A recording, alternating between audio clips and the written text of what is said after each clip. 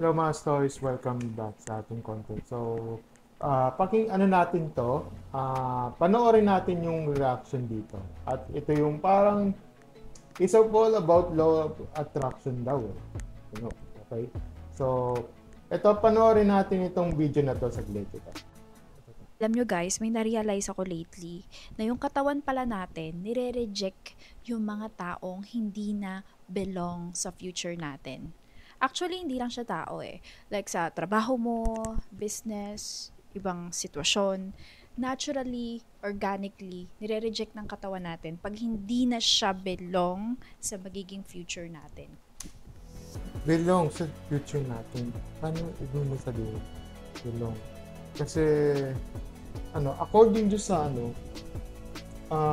mga comment section sa dito, tinignan ko yung mga mostly sa mga comment section dito.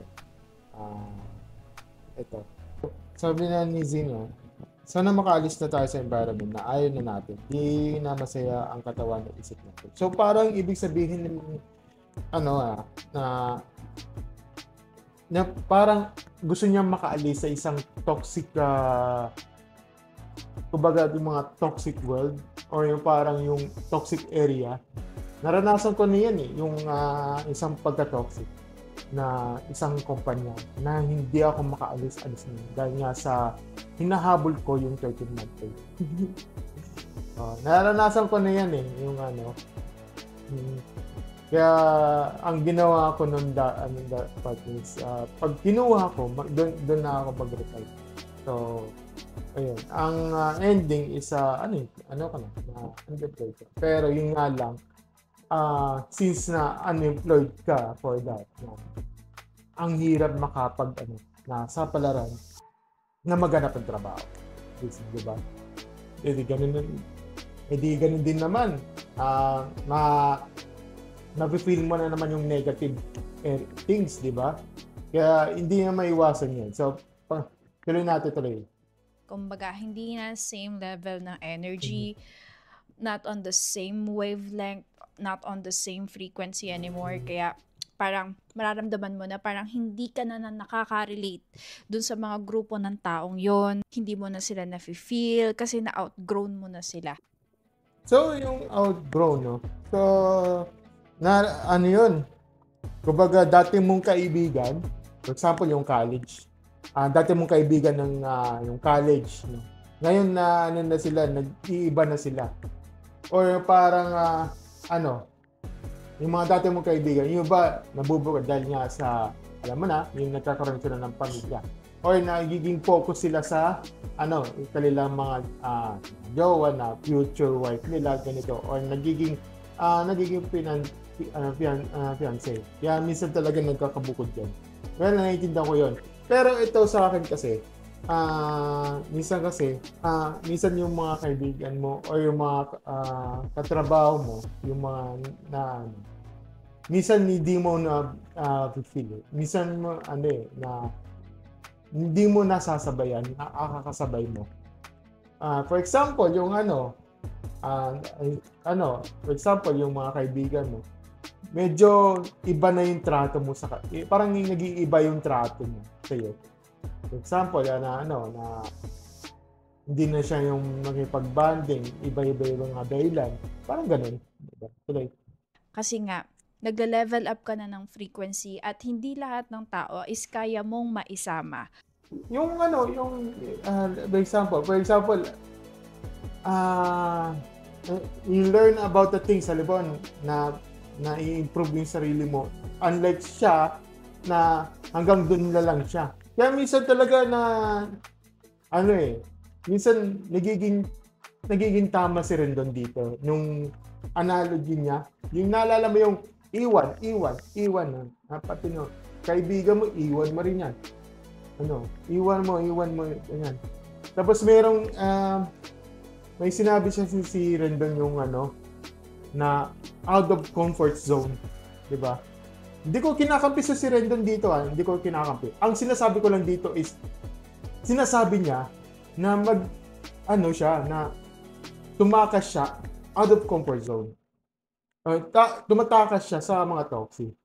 Anyway, tuloy natin to. doon sa future mo. Kung saan man ikaw patungo. Kasi magugulat ka na lang parang sa isang araw, hindi mo na feel yung mga grupo ng taong yun, pero dati sila yung sinasamahan mo, sila yung lagi mong kakwentuhan. Tapos ngayon parang nagugulat ka na lang sa sarili mo na parang hindi mo na maano yung energy nila. At tanggal yung yung na parang naputol mo yung parang lubid. Diba naputol mo yun? Diba naalala mo yung lubid? Diba yun? Parang pinutol mo siya ng pagiging pagkakaibigan. Hindi naman sa kaibigan. Kumbaga naputol mo yung parang connections mo sa kanya. Kaya minsan natural lang talaga. Kaya minsan talaga mayroong rare na best friend kayo na hanggang ngayon naka-connections pa rin doon. Yung iba talaga, pinutol talaga. As in, putol talaga yung magiging connection sa kanila. Bawat sa kanilang kaibigan. Naranasan ko na yan. Kaya ako, tinan mo ako, nasaan ba yung mga kaibigan ko? Diba? Siyempre, ang sagot dyan, wala na. Kasi, hindi naman sa pinutol ko yan, minsan talaga, nagbabago na yan Yung iba, may pamilya na, nasa ibang bansa na, yung iba naman, nasa ibang lugar na, nasa bandang north na, bandang south, east, west, or something. Iba-iba na, okay? So, panahon lang yan. Tuloy-tuloy. Maarok ba sa Tagalog? Alam mo yun? Hindi mo na ma-feel sila, yung grupo ng taong yun. And that is okay. That is normal. That is called life. Kasi nga, dadating yung time na magkakaroon kayo ng sarili-sariling buhay. Kuwari, let's say, magkakaibigan kayo, magkakaklase, magkakatrabaho. So, hindi naman all the time is lagi kayong magiging magkakasama. Yung hindi lagi talagang magkakasama. Parang lang yan. Naalala ko yung katrabaho ko, yung first job ko. Sabi niya, di ba, lilipat na ako sa iba na akong naka-assign. Yung sinabi sa akin, PM na lang tayo, YMPM. Yung panahon yan, yung messenger pa, Yahoo Messenger. Hanggang ngayon, wala pa akong connected. Di ko siya nakakonect, di ko na umumustahan. Kasi iba na ng panahon ngayon. Kanya-kanya na kasi yung buhay niyan. Even yung mga even yung mga true friends ko na iba na yung na may kanya-kanyang pamilya. Ito yung sinabi ko. Correct? 24/7. Dadating yung time na maghihiwa-hiwalay kayo ng path, magkakanya-kanya kayo ng mga gusto sa buhay. So, kumbaga, it's meant to happen. And nangyayari talaga. May sasama natin sa future. Siguro 1% lang or 2% or 3% dun sa mga taong yun. But anyway, you have to listen to your intuition, to your higher self, to your sixth sense. Talagang pakiramdaman mo yung sarili mo. Belong pa ba ako dito? Na-outgrown ko na ba sila? Ano nga ba yung sinisik ng soul ko as of the moment? Yan? Kung hindi sila, ikaw na lang, sarili mo na lang. Well, ang masasabi ko lang yan, isipin mo, ano ba yung kinabukasan mo. Diba? Isipin mo na lang kung ano mangyayari kinabukasan. Diba? Isipin mo na lang na ikaw lang dito. Ikaw, me, ikaw, you, me, against the world. Diba? Na wala silang pangarap, kanya-kanya na sila ngayon. Wala sila ngayon. Parang turing mo silang strangers. Diba? Diba? Even yung mga pamilya mo, mga kapatid mo, even mga pinsan mo, wala talaga. Anong gagawin mo? Diba? Siyempre, ikaw. Gawa ka, diba? Siyempre, ikaw. Kailangan mo, gamitin mo, medyo harsh yung gagamitin ko sorry, harsh na, gamitin mo na lang utak mo. Diba? Gamitin mo na lang utak mo. Para mag-same path, kailangan makyat ka sa tungtong para magiging successful ka. Ayan naman tayo rin doon. Pero that's true. Yan yung kasi yung analogy. Baka sabihin mo, idol mo pala si Rendon eh. Hindi, hindi, hindi. Wala akong sinabing ano. Hindi ko sinabing yung ganun. Ang ano kasi dito is you have to minsan kasi you have to kailangan mong lakarin, kailangan mong tumayo ka sa sarili mo. Hindi lahat ng na hindi kailangan yung mga ibang tao talagang nagpursige siya ng maigi hanggang sa mapunta sa destination mo. So, yun. Kasi kung ano yung hinahanap mo, yun yung makikita mo. At kung ano yung hinahanap mo, yun yung ma-attract mo sa reality. Baka ngayon, nagsisik ka na ng mga tamang tao na kasing wavelength mo or mas mataas pa sa frequency mo. Sa frequency. Parang dapat may mga tao na babagayan. Kumbaga yun eh. Nababagayan sa mga vibe mo, nababagayan sa ibang aspeto. May babagayan sa ibang opinion mo na pareha sa opinion mo sa opinion mo ng ng isa. Sinasabi mo na bagay sa ibang tao. So it means parang mahirap 'yun. Tamang tao.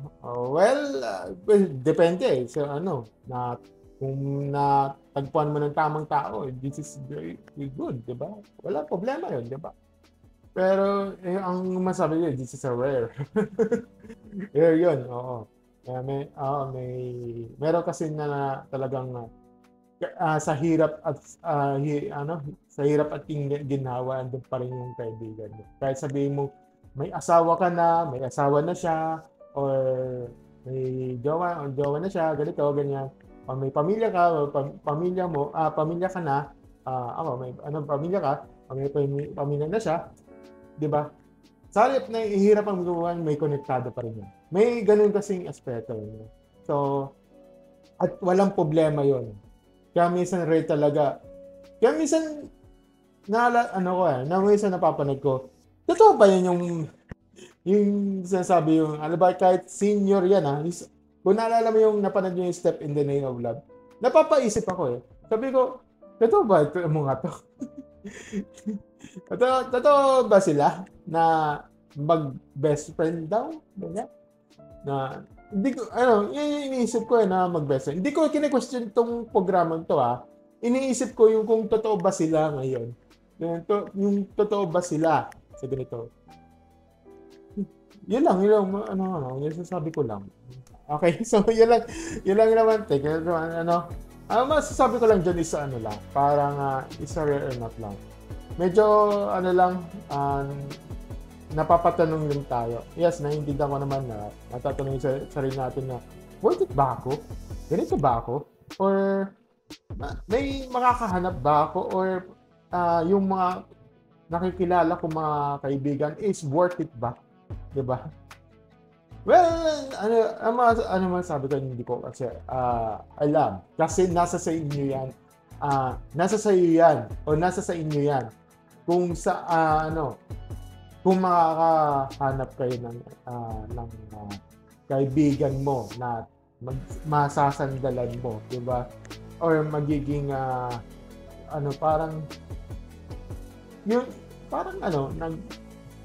magiging katuwang mo sa sarili mo at sa kanya. Parang give and take, di ba? Di lang ikaw ang hindi lang siya tutulong sa'yo. Dapat siya rin. Give and take lang, ganun, di ba? Yun lang masasabi ko. At saka, may rare talaga. At may rare talaga na minsan ma-real talk ka na kahit anong error mo, sasabihin sa'yo na buti nga sa'yo. Di ba? May mga ganong aspeto. Pero, ganun talaga. This is love. This is reality. Oo. Kung ganun lang na experience mo, just as that's a reality. Oo, na habang tumatagal, hanggang tumatanda ka na, nawawala at mawawala.